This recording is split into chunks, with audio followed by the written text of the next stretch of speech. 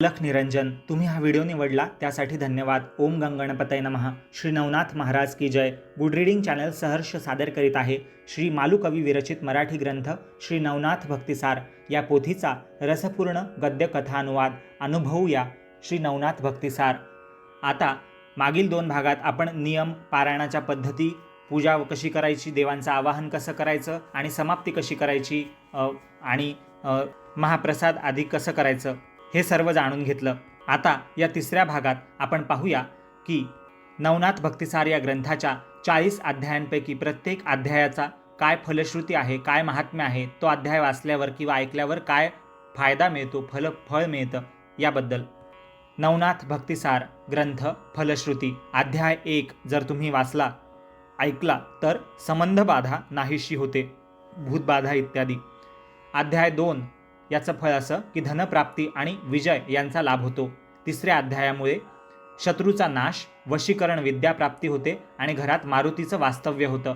4थ्या अध्यायामुळे कपट बंधनातून सुटका होते, शत्रूचा पराभव होतो. 5व्या अध्यायामुळे घरातील कोणालाच भूतबाधा होणार नाही आणि झालेली असेल तर ती नाहीशी होईल. घरात भूतांचा संचार असेल तर तो नाहीसा होईल. अध्याय 6व्यात शत्रूच्या मनातील कपट दूर होऊन तो मित्र होईल. 7व्या अध्यायात जन्ममरणाचा फेरा चुकेल, मोक्षप्राप्ती होईल, व्यथा पीडा दूर होऊन चिंतामुक्ती होईल. 8व्या अध्यायात दूरदेशी गेलेला मित्र किंवा नातेवाईक परत येईल आणि चिंता व्यथा दूर होतील. 9व्या अध्यायाला ऐकल्यामुळे 14 विद्या आणि 64 कलांची प्राप्ती होईल. 10वा अध्याय जर तुम्ही ऐकला तर स्त्री दोष जातील, मन निष्कपट होईल आणि मुलं जगतील. अध्याय 11व्यामुळे अग्निपीडा, अग्नीपासूनचा त्रास होणार नाही आणि गृहदोष नष्ट होतील. 12वा अध्याय तुम्ही ऐकला तर देवतांचा राग जाऊन त्यांचे आशीर्वाद मिळतील. 13व्या अध्यायामुळे स्त्री हत्येचा दोष जाईल आणि पूर्वजांचा उद्धार होईल. 14व्या अध्यायामुळे तुरुंगातून, बंदीखान्यातून सुटका होऊन निर्दोषत्व मिळेल. 15व्या अध्यायामुळे कुटुंबातील कलह, भांडणं थांबतील आणि शांती लाभेल. 16व्या अध्यायाच्या ऐकण्याने किंवा वाचण्याने दुःस्वप्नाचा, वाईट स्वप्नांचा नाश होईल. 17व्या अध्यायामुळे योगसिद्धी आणि सन्मार्ग प्राप्ती होईल. 18व्या अध्यायामुळे ब्रह्महत्येचा दोष जाईल आणि कुंभीपाक नरकातून पितरांचा उद्धार सुद्धा होईल. 19वा अध्याय जर तुम्ही ऐकलात किंवा वाचलात तर परमानंददायक असा मोक्षप्राप्तीचा मार्ग मिळेल. 20व्या अध्यायामुळे वाचनकर्त्यास मानसिक स्वास्थ्य लाभून उत्तम प्रपंच म्हणजे चांगला संसार त्याचा होईल, सुखाचा. 21व्या अध्यायामुळे गोहत्येचं पाप नष्ट होऊन तपोलोकात आपल्याला जाता येईल. 22वा अध्याय आपण जर ऐकला किंवा वाचला तर विद्वानांना मान्य असा विद्यासंपन्न पुत्र लाभ होईल. 23व्या अध्यायामुळे घरात सोनं कायम राहील. 24व्या अध्यायामुळे बालहत्येचे दोष जाऊन मुलं सुखी होतील. 25व्या अध्यायाला ऐकल्यामुळे किंवा वाचल्यामुळे शाप बाधणार नाहीत, मनुष्य जन्म मिळेल, सुंदर स्त्री आणि पुत्र यांचा लाभ होईल. 26व्या अध्यायाला ऐकल्यामुळे गोहत्येचा दोष जाऊन मुलं शत्रुत्व करणार नाही, मुलं वाईट वागणार नाहीत. 27व्या अध्यायामुळे हरवलेली वस्तू किंवा गेलेला अधिकार पुन्हा परत मिळेल. 28वा अध्याय ऐकल्यामुळे किंवा वाचल्यामुळे सेवाभावी आणि गुणवान अशी स्त्री मिळेल. 29व्या अध्यायामुळे क्षयरोग नष्ट होतील आणि त्रिविध तापातून म्हणजे आध्यात्मिक, आधिभौतिक, आधिदैविक अशा त्रासातून मुक्तता होईल, सुटका होईल. 30वा अध्याय जर तुम्ही ऐकला किंवा वाचला तर चोरी होणार नाही.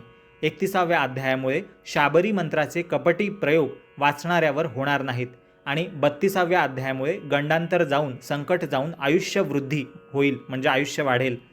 33व्या अध्यायामुळे धनुर्वात होणार नाही आणि झालेला असल्यास बरासुद्धा होईल. 34वा अध्याय जर तुम्ही ऐकला किंवा वाचला तर वाचनकर्त्यास कार्यसिद्धी मिळेल म्हणजे जो ते कार्य घेईल करायला कोणतंही ते पूर्ण होईल, यशस्वी होईल. 35व्या अध्यायामुळे महासिद्धीचा लाभ होईल आणि 42 पिढ्यांचा मागचा उद्धार होईल. 36वा अध्याय जर तुम्ही ऐकला किंवा वाचला तर साप, विंचू यांचा दंश होणार नाही, बाधा होणार नाही आणि झाली असल्यास ती बरी होईल. 37वा अध्याय जर ऐकला किंवा वाचला तर दुश्चित्तपणा म्हणजे वाईट विचार आणि दुश्शीलता म्हणजे वाईट आचरण नष्ट होऊन विद्या प्राप्त होईल. 38वा अध्याय जर ऐकला किंवा वाचला तर हिवताप, नवज्वर इत्यादी ताप नाहीसे होतील.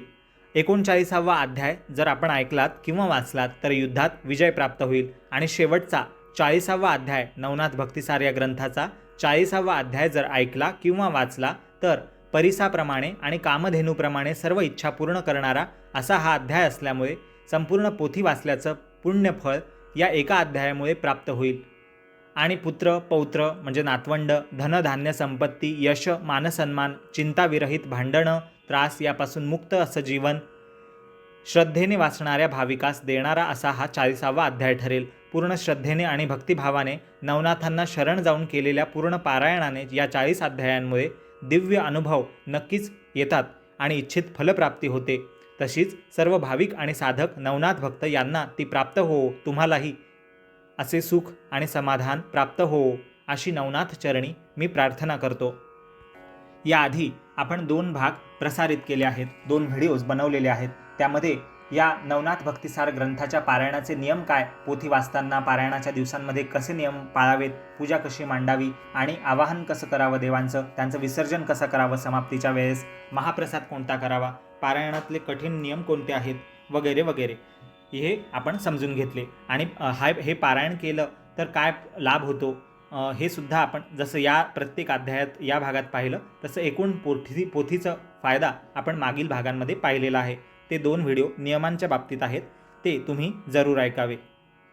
हा 3रा व्हिडिओ होता ज्यामध्ये आपण प्रत्येक अध्यायाचं काय फळ आहे, काय लाभ होतो त्याबद्दल जाणून घेतलं. आता नवनाथ भक्तिसार हा ग्रंथ तुमच्यासमोर सादर करण्याआधी पुढील भागात एका वेगळ्या पद्धतीचे नवनाथ पारायणाची पूजाविधी, त्याचे नियम, पूजा करण्याची मांडण्याची पद्धती आपण पाहूया, त्याची सामग्री वगैरे पाहूया आणि मंत्रही पाहूया आणि त्याचबरोबर प्रसाद आणि भोजनास नैवेद्य याबद्दलची अधिकची माहिती आणि आवर्तन कशी करावी, हे पारायण करताना काय अजून करावं याबद्दलची माहिती अधिकच्या नियमांच्या भागात या पुढच्या 4थ्या भागात आपण नव्याने एकदा पाहूया.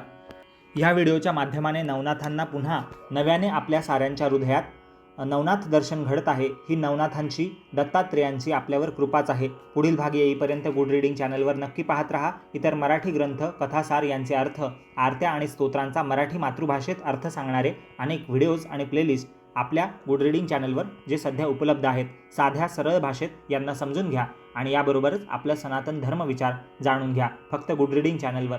धन्यवाद. अलख निरंजन. भाग 3 संपूर्ण.